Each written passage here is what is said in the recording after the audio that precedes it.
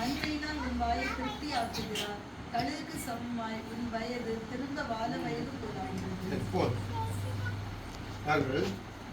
சங்கீதத்திலே தாவீது சங்கீதம் அவர் சொல்கிறார் பார்கள், அவர் உன் அக்கிரமங்களை எல்லாம் மன்னித்து உன் நோய்களை எல்லாம் குணமாக்கி. அப்படி என்றால் நம்முடைய நோய்கள் குணமாக வேண்டும் என்றால் நம்மிலே என்ன இருக்கக்கூடாது? அக்கிரமம், பாவ செயல் இருக்கக்கூடாது.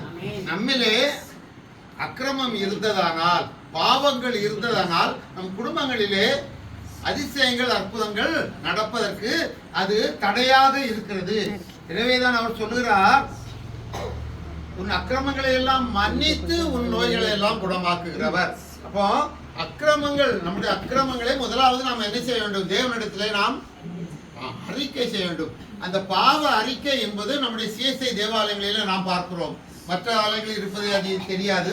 ஆனால் சிஎஸ்ஐ தேவ பாவ அறிக்கை என்று சொல்லி ஒரு 10 நிமிடம் நம்ம பாவத்தை அறிக்கை செய்து அதிலிருந்து நாம் விடுதலை பெற்று ஆண்டவரை துதித்து வருகிறோம் இல்லையா? இந்த பாவ அறிக்கை வெறுமனே அல்ல, நம்முடைய உள்ளத்தின் ஆழத்திலிருந்து. தாவீது அந்த 51வது சங்கீதத்திலே எப்படி பாவ அறிக்கை செய்தார் இல்லையா? என்னிலிருந்து நீ பரிசுத்த ஆவியை எடுத்து போடாதேயும் என்று சொல்லி ஆண்டவரிடத்திலே கெஞ்சி கேட்கிறார். நான் செய்த இந்த தவறை மன்னித்துவிடும் என்று சொல்லி ஆண்டவரிடத்திலே அவர் முழுமையாக தன்னை ஒப்பு கொடுத்தார்.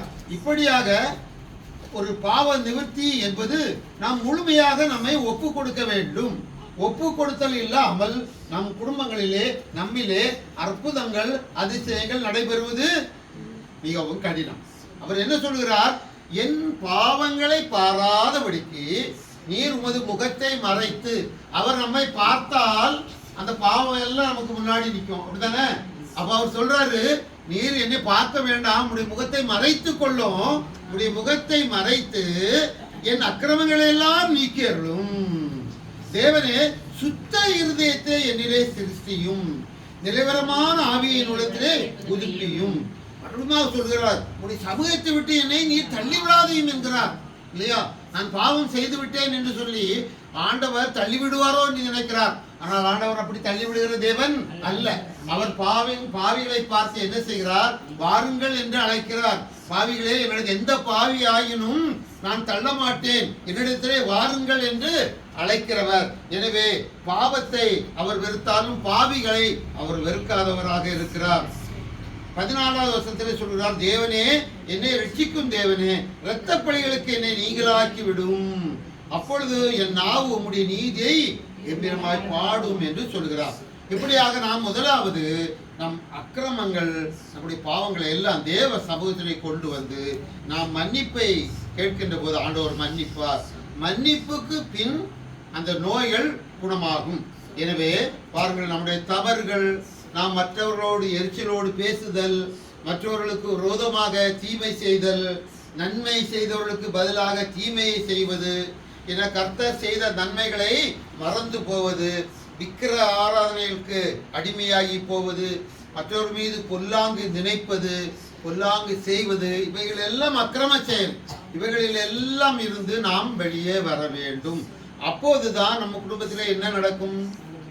அற்புதங்களும் அதிசயங்களும் நடக்கும் என்று வேதம் சொல்கிறது. எப்படி பாருங்க, மார்க்கு 2வது அதிகாரம், மார்க் எழுதின சுவிசேஷம் 2ஆம் அதிகாரத்தை எடுத்துக்கொள்ளுங்கள். அந்த 2ஆம் அதிகாரத்திலே ஆண்டவர் அங்கு ஒரு காரியத்தை சொல்லுகிறார். மார்க்கு 2 படிங்கள். மார்க் 2:1-2 வசனங்களை. சில நாட்களுக்கு முன்பு அவர் மறுபடியும் கப்பர்நகூமுக்கு போனார். அவர் வீட்டில் இருக்கிறார் என்றும் ஜனங்கள் கேள்விப்பட்டு உடனே வாசலுக்கு முன்னும் நிற்கும் இடம் போதாதபடிக்கு அநேகர் கூடி வந்தார்கள். அவர்களுக்கு வசனத்தை போதித்தார். 5வது வசனம் படிக்க வருதல். இயேசு அவர்கள் விசுவாசத்தை கண்டு திமிர்வாதக்காரனை நோக்கி, மகனே, உன் பாவங்கள் உனக்கு மன்னிக்கப்பட்டது. அப்போ பாருங்கள், பாவங்கள் மன்னிக்கப்பட்டால் அவனுக்கு அந்த திமிர்வாதம் நீங்கும். எனவே அந்த இடத்திலே பாருங்கள், அங்கு ஆட்கள் ஆண்டவர் பிரசங்கம் செய்து கொண்டு இருக்கிறார். அங்கு வாசலுக்கு முன்னே நிற்க முடியாதபடிக்கு அநேக கூடி வந்தபடியினாலே ஆனால் கூட்டம் அதிகமாக இருந்தது. ஆனால் அவர் வசனத்தை போதித்துக் கொண்டிருந்தார்.